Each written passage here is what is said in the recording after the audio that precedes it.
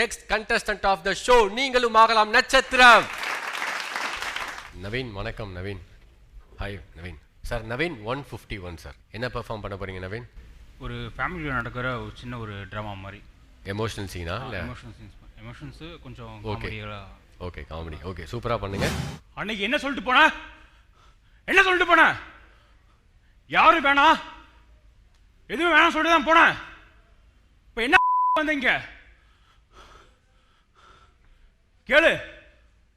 அன்னைக்கு ஸ்டேஷன்ல அவ பாட்டு போனால, இப்போ என்னத்துக்கு வந்திருக்கா? ஓ காசு வேணுமோ, அதுக்கு தான் வந்திருப்பா. வேற எதுக்கு வந்திருப்பா கேளு. உன் புள்ளட்ட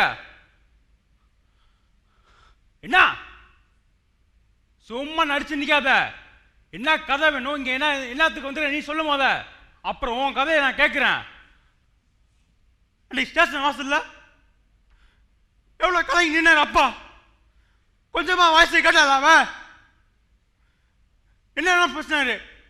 ஒரு வார்த்தை சொல்லியிருக்கலாம்ல, நீங்க தான் முக்கியம் அப்படின்னு. எதுவுமே கேட்கல. அவ பாட்டு போயிட்டா, எதுவுமே வேணான்னு போயிட்டா. வந்துட்டார்ல இந்தம்மா புருஷன். என்னம்மா என்ன நீ எதுக்கு வந்த? என்ன வேற எதுக்காக இருக்கும்?